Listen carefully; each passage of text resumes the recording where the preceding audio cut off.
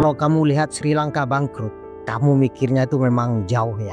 Kalau Argentina gagal bayar hutang luar negerinya lagi, kamu anggap itu biasa. Tapi bagaimana kalau aku bilang ada pola ya, ada daftar. Dan Indonesia itu mulai kelihatan masuk ke arahnya. Nih, ada 10 negara ini yang dulu dianggap aman ya. Punya pariwisata, punya proyek besar, bahkan dianggap negara berkembang yang menjanjikan. Dah, mirip-mirip dah. Tapi sekarang mata uang mereka tuh hancur, cadangan devisa habis, rakyat mereka antri makan ya, bensin, listrik, dan pemerintahnya sibuk nyari hutang baru bos. Masalahnya tanda-tanda itu ya, sekarang kita juga lihat di Indonesia. Jadi video ini bukan tentang mereka sebenarnya. Ini tentang kita yang mungkin lagi jalan ke arah yang sama tapi belum sadar. Kita mulai satu persatu pertanyaan sederhana. Kenapa banyak negara bangkrut berulang kali? Padahal mereka semuanya mengaku sedang tumbuh. Nah, kita lihat pola krisis yang selalu terulang ya. Krisis ekonomi itu kan kelihatannya kayak musibah ya. Tiba-tiba datang, bikin panik.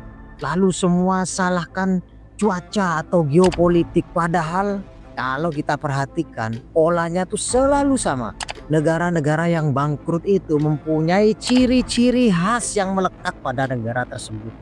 Nah, contohnya nih, utang luar negerinya besar, terlalu bergantung pada ekspor komoditas, impor tinggi, produksi dalam negeri itu lemah, inflasi tinggi, rakyat mulai kehilangan daya beli, dan yang paling bahaya, elit politiknya itu ya berpikirnya tuh jangka pendek. Contoh sederhana nih, kalau sebuah negara kebanyakan hutang pakai dolar tapi penghasilannya dalam rupiah, begitu kurs anjlok utangnya langsung bengkak, benanah langsung main utangnya tuh. Atau ketika semua ekonomi bergantung satu produk, nih contohnya bergantung pada emas, minyak, atau turis, begitu produk itu anjlok, negara tersebut langsung goyah, meleng, miring kapten, karena nggak punya cadangan lain. Dan yang terakhir, ini yang paling ngeri nih, aku sering ngeliat ketika para pemimpin hanya mikirin popularitas, sibuk selfie sana sini, bukan fondasi ekonomi jangka panjang yang dipikirkan. Banyak dari mereka tuh kasih subsidi besar-besaran, proyek mercusuar lah, bangun kota lah tanpa kalkulasi. Dan pas duit habis, mereka mulai cetak uang, tewas. Ini adalah pola klasik ya, yang sudah berulang-ulang kali terjadi. Tapi yang uniknya lagi, ini masih terus diulang sama calon negara-negara yang kena krisis.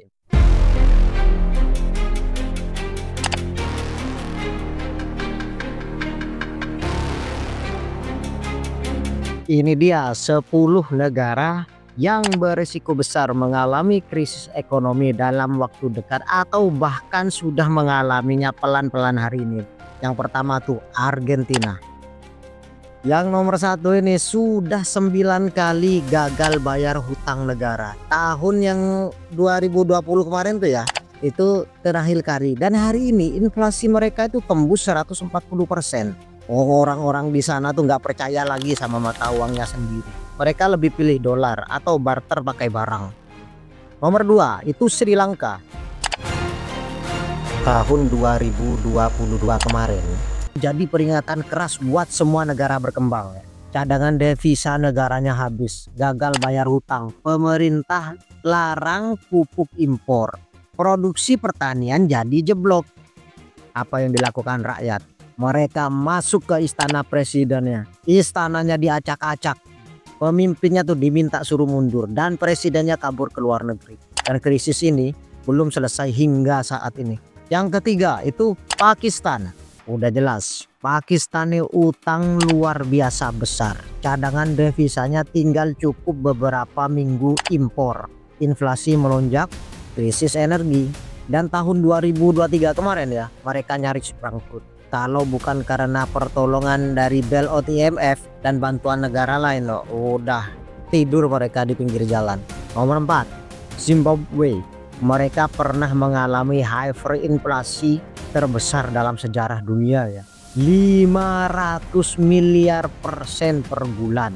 Tapi sekarang mereka cetak uang baru, tapi kepercayaan rakyat udah rusak dan ekonominya tetap rapuh hingga hari ini. 5. Turki. Negara ini punya potensi yang kuat ya, tapi sayangnya kebijakan ekonominya terlalu eksperimental, men. Presiden Erdogan itu paksa suku bunga rendah saat inflasi tinggi. Hasilnya liranya anjlok, inflasinya yang meroket. Investor kabur aja dulu kata mereka, selamatkan yang duit mereka yang mereka punya. Rakyat udah jelas mulai kehilangan daya beli dan kekhawatiran meningkat. Nomor 6 itu Tunisia ya, stagnasi ekonomi ditambah pengangguran tinggi di kalangan anak muda. Utangnya membesar sementara pemasukan negara seret banget. Rakyat mulai frustasi karena tidak ada arah ekonomi yang jelas. Ini Tunisia tuh. Kalau yang 7 Ukraina. Ukraina ini setelah perang dengan Rusia bikin negara ini babak belur secara ekonomi.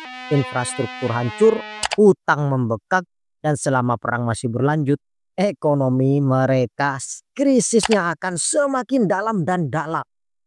8. Itu negara Ghana. Tahun 2002 kemarin mereka nyatakan gagal bayar hutangnya. Harga kakao dan emas, dua komoditas utama mereka tuh lagi turun. Sementara utang terus naik. Cadangan devisa mereka itu tipis banget. Pray for Ghana, man. Negara ke-9 itu Bangladesh.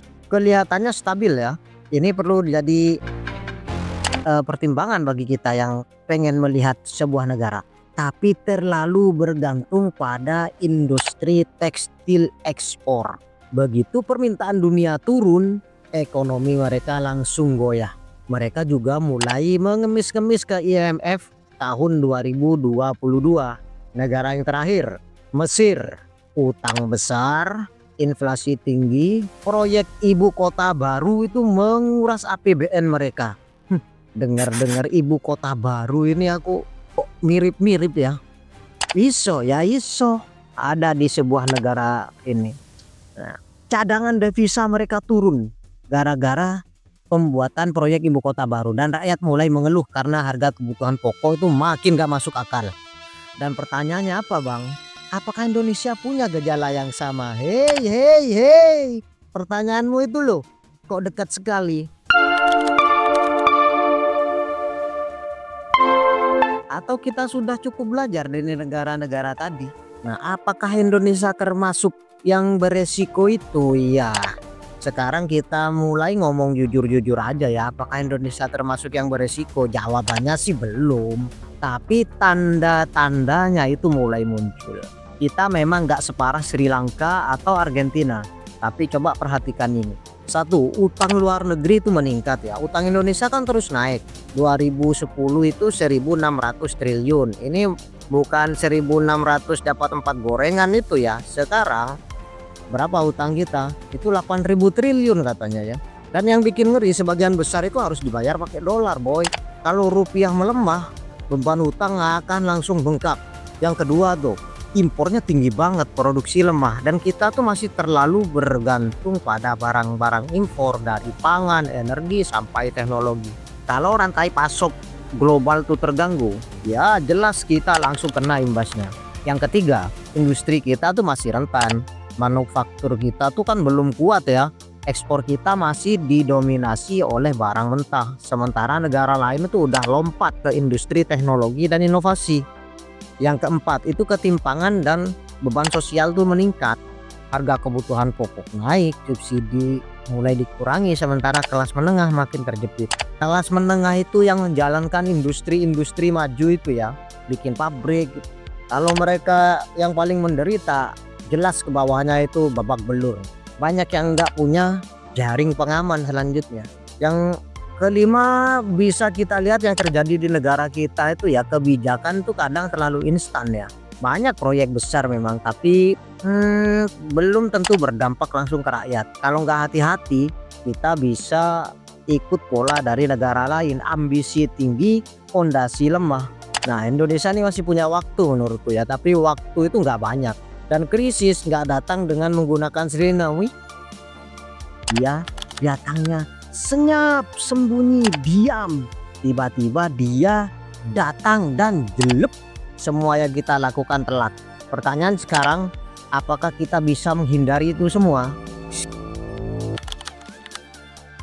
Ya tentu saja bisa dong, karena sejarah sudah membuktikan krisis itu memang bukan dari akhir segalanya.